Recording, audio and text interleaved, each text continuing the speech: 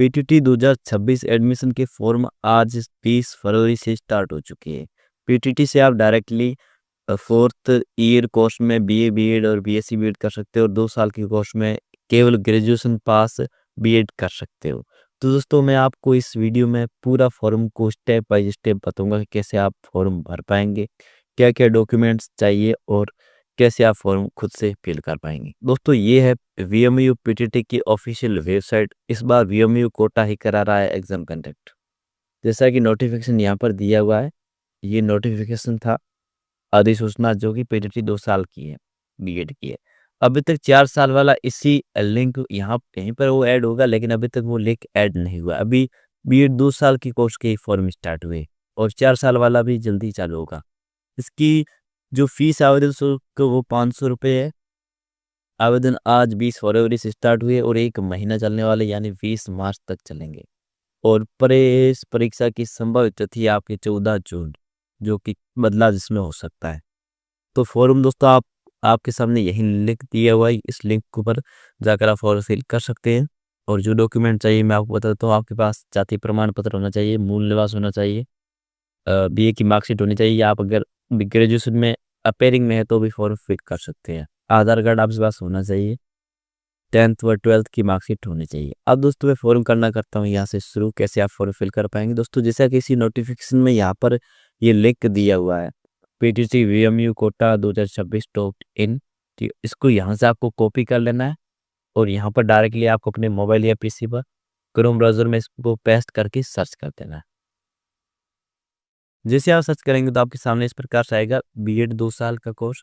4 साल वाला अभी तक स्टार्ट नहीं हुआ, जैसे स्टार्ट होगा तो इसी प्रकार से साइड में ऑप्शन वो भी आ जाएंगे। तो यहाँ पर सेकेंड ईयर यानी 2 ईयर कोर्स पर सिंपली क्लिक कर देना है। जैसे आप इस पर क्लिक करेंगे तो यहाँ पर आपके सामने इस प्रकार से आएगा। यहाँ पर फिल एप्लीकेशन फॉर्म और नीचे रीप्रिंट एप्लीकेशन फॉर्म 2 ऑप्शन आएंगे। तो यहाँ पर पीस एप्लीकेशन फॉर्म पर क्लिक कर देना है एंड नियम वगैरह शर्तों को नोटिफिकेशन में देख देना है, फिर ओके कर देना है।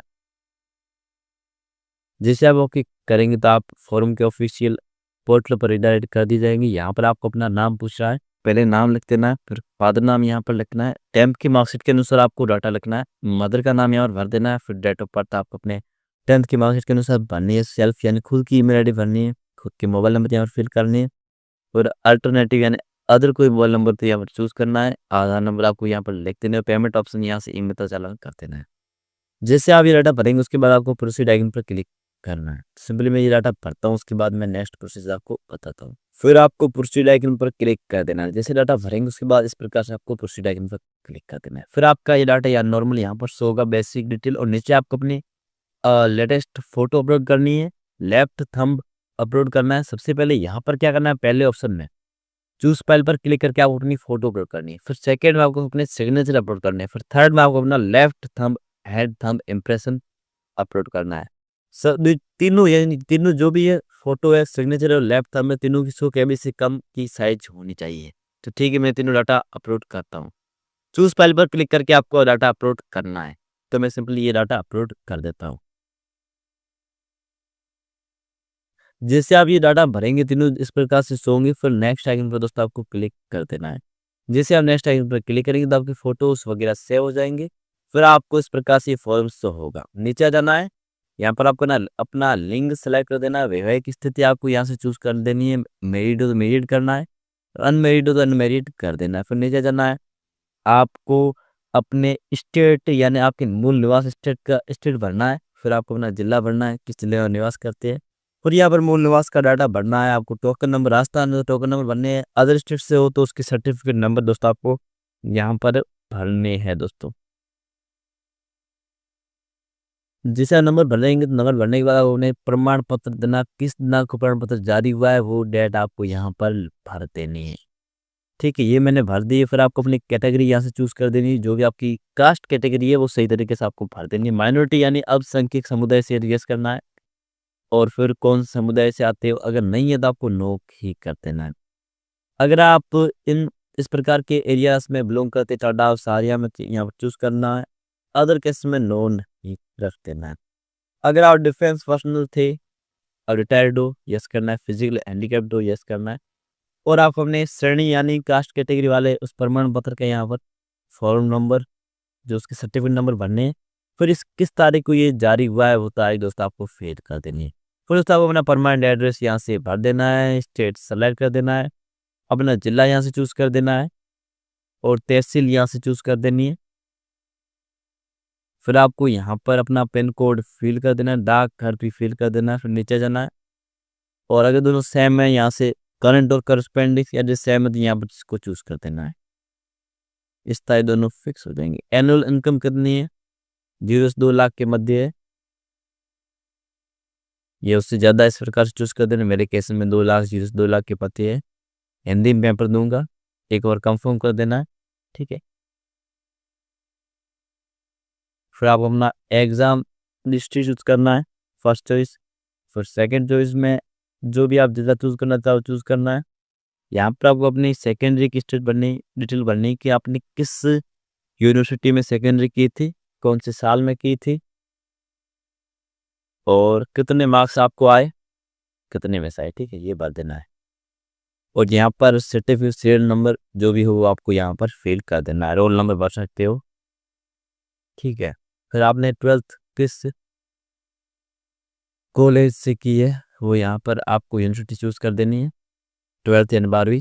फिर साल भरना है, फिर मैक्सिमम कितने मार्क्स थे और आपको करना है वो चूज़ कर देना है। यहाँ पर आपको अपने नंबर यहाँ से भर देने हैं। अब ग्रेजुएशन में अगर आप पास्ट है तो पास्ट कर देना है, फिर फैकल्टी चूज़ करनी है, कौन सी फैकल्टी थी, यानी आपने बीए की है, बीकॉम किया, बीए किया या सॉरी बीटेक किया। उस प्रकार जैसे मैंने बीएससी की है तो मैंने बीएससी चूज़ कर दी है। फिर इन प्रकार से बीएससी ऑन थी, एग्रीकल्चर में थी, होम साइंस में, तो मेरी बी इंडस्ट्री नॉर्मल ही थी। स्नातक यहाँ पर भर देना है। बीएससी यूनिवर्सिटी मैंने वीमो कोटा से की है, कब की है, 20 में की है, कितने मार्क्स 1800 में आपको उतने आए यहाँ पर भर देने हैं। फिर यहाँ पर नंबर यहाँ से डिग्री के नंबर देने। पोस्ट ग्रेजुएट की हो, ठीक है, नॉट एप्लीकेबल, की हो डाटा भर सकते हो, अदर केस में नहीं भर सकते हो। यहाँ पर आपको अपना अकाउंट नंबर वगैरह डाटा भरना है। आईएफसी कोड यहाँ पर लिखने के बाद आपको यहाँ पर सर्च कर देना है। अकाउंट नंबर आपको खुद का ही होना चाहिए। फिर अकाउंट नंबर यहाँ से लिख देने हैं। फिर अकाउंट डायरी जो होती है आपके खतरे में डायरी, वो यहाँ से अपलोड कर देनी है। तो उस फाइल पर क्लिक करके 100 KB से बीच की होनी चाहिए, ठीक है। फिर ये इस प्रकार से सभी को टिक कर देना है। मैंने सही तरीके से सब कुछ कर दिया है, पूरी तरह से आपको सही भरना है। वीडियो अगर आपको अच्छा लगे जरूर वीडियो को लाइक कीजिएगा, चैनल को जरूर सब्सक्राइब कीजिएगा। इस तरह से इन सभी को आपको पूरी तरह से चेक बॉक्स पढ़ पढ़ के चेक बॉक्स कर देना है। इसमें सारे आपको पूछा जा रहा है कि इन सभी का मैं पालन करता हूँ और कोई इशू फॉर्म में तो भी बता देना है। सारा मैंने डाटा सही तरीके से भर दिया है। मैंने एक बार रीड की कर दिया। अब सेव एंड प्रोसीड पर क्लिक कर देना, ओके पर क्लिक कर देना, फाइनल सबमिट कर देना है।